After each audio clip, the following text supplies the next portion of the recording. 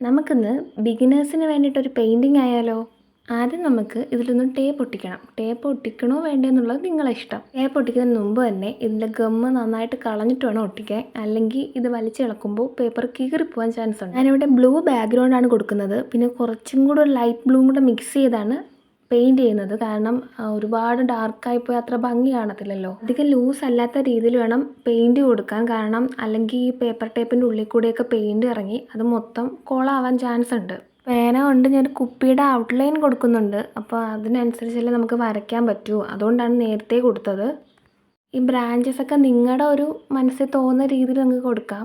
ഇനി നമുക്ക് ഫ്ലവേഴ്സിൻ്റെ കാര്യത്തിലോട്ട് പോകാം. ഫ്ലവേഴ്സിൻ്റെ കാര്യത്തിൽ ഈ പൂമ്പൊടി ഇരിക്കത്തില്ലേ, ആ ഭാഗമാണ് നമ്മൾ വരയ്ക്കണേ. ഞാനിതിൽ യെല്ലോ കളറും ഓറഞ്ച് കളറും മിക്സ് ചെയ്തിട്ടാണ് കൊടുക്കുന്നത്.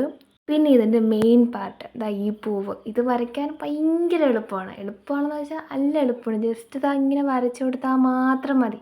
ഈ പെയിൻറ്റ് മാറ്റുന്നതിനനുസരിച്ച് അത് ഉണങ്ങിയതിന് ശേഷമേ വേറൊരു പെയിൻറ്റ് യൂസ് ചെയ്യുക. അല്ലെങ്കിൽ ഇതുപോലത്തെ അബദ്ധങ്ങളൊക്കെ പറ്റാൻ ചാൻസ് ഉണ്ട്. ഇല വരയ്ക്കാനായിരുന്നു എൻ്റെ പ്ലാന്. പക്ഷെ ഞാൻ ചേഞ്ച് ചെയ്തിട്ട് ഇങ്ങനെ വരച്ച് നോക്കി. പക്ഷേ ഇലയേക്കാൾ നല്ലത് ഇതാണെന്ന് എനിക്ക് ഫീൽ ചെയ്തു. നിങ്ങൾക്ക് എങ്ങനെയാണ് ഫീൽ ചെയ്തത്? ഇതുവരെ എല്ലാം ഞാൻ വിചാരിച്ച കണക്ക് പോയി.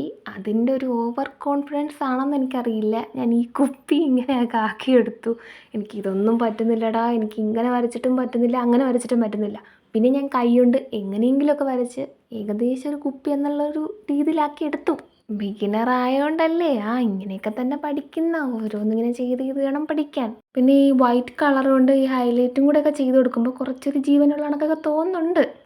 ഈ പേപ്പർ ടേപ്പ് ഊരുമ്പോൾ പുറത്ത് വശത്തോട്ട് വേണം ഇറുക്കി വലിക്കാൻ. അങ്ങനെ വലിക്കുമ്പോൾ വലുതായിട്ട് നമുക്ക് കീറലൊന്നും വരത്തില്ല. ആ പേപ്പർ ടേപ്പിൻ്റെ ഗുണമാണ് ഇങ്ങനൊരു ഔട്ട്ലൈൻ കിട്ടിയത്. എന്തായാലും അടിപൊളിയായിട്ടില്ലേ? നിങ്ങൾക്ക് ഇഷ്ടമായെന്ന് എനിക്ക് മനസ്സിലായി. ഒന്ന് കമൻറ്റും ലൈക്കും സബ്സ്ക്രൈബും ചെയ്യുക.